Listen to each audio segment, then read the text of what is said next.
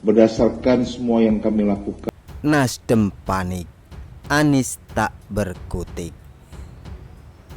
Saat ini penyidikan telah selesai dan kami akan serahkan tahap 2-nya kepada penuntut, Direktur Penuntutan.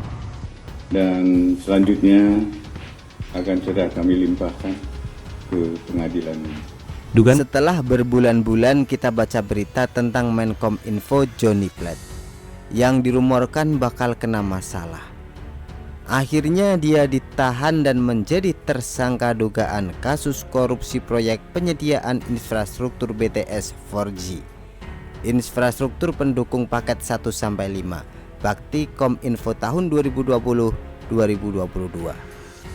Kasus ini diduga merugikan negara sampai 8 triliun. Kadrun terdiri dari 3 hal: biaya kegiatan penyusunan kajian pendukung, markup harga, dan pembayaran BTS yang belum terbangun.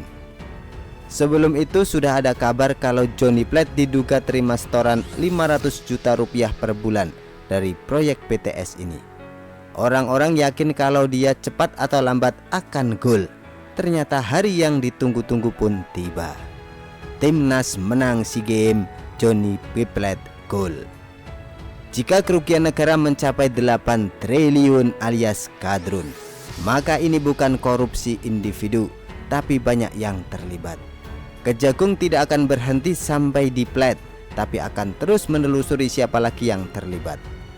Angka kerugian 8 triliun alias kadrun ini jauh lebih besar dari proyek Hambalang senilai 2,5 triliun rupiah dan merugikan negara sebesar 463 miliar rupiah. Bahkan kerugian ini juga lebih besar dari korupsi EKTP yang merugikan negara sebesar 2,3 triliun rupiah. Bisa kalian bandingkan sendiri betapa masifnya korupsi proyek BTS ini. Kalau ini perbuatan individu, rasanya tidak mungkin.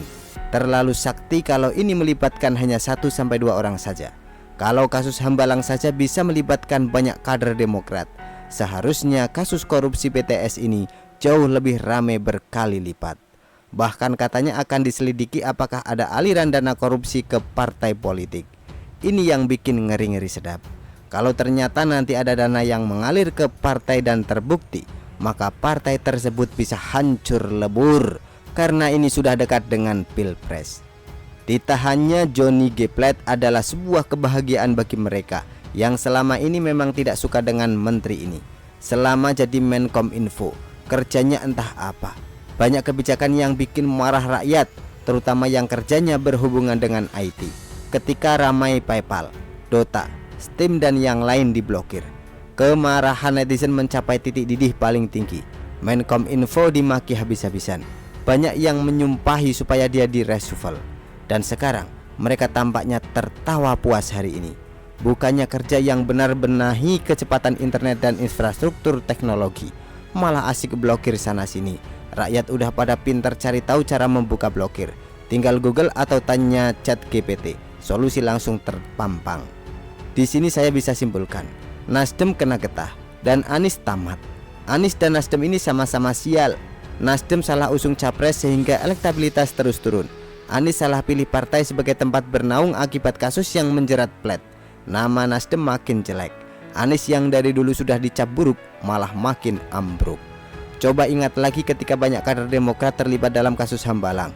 Demokrat yang dulunya berjaya, akhirnya pelan-pelan tumbang dan ditinggalkan rakyat. Apalagi ada iklan dengan slogan fenomenal katakan tidak pada korupsi. Rakyat jadi muak dan menganggap Demokrat sangat munafik. Akhirnya era keemasan itu berakhir.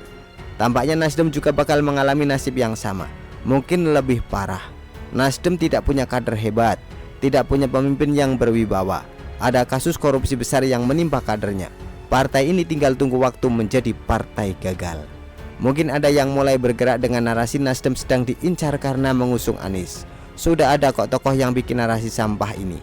Ada yang mau lempar isu kalau penangkapan terhadap Johnny Plate adalah bermuatan politis.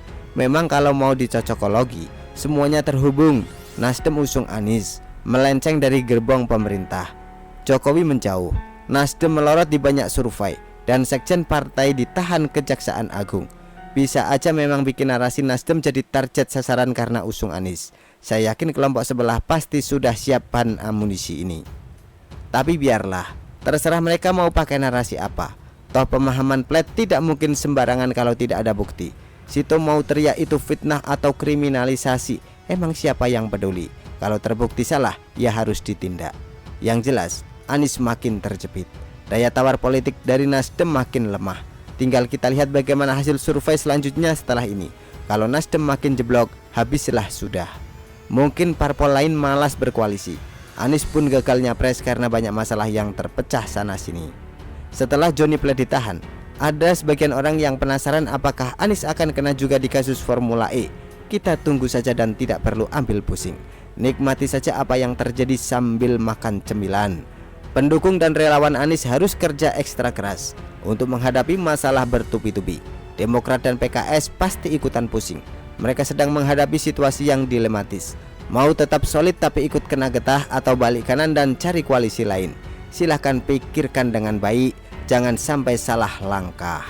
Nanti akan terjadi kadrun, koalisi 8 triliun.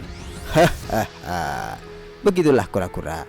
Artikel diambil dari syuhud.com, ditulis oleh XRD. Bagaimana menurut Anda?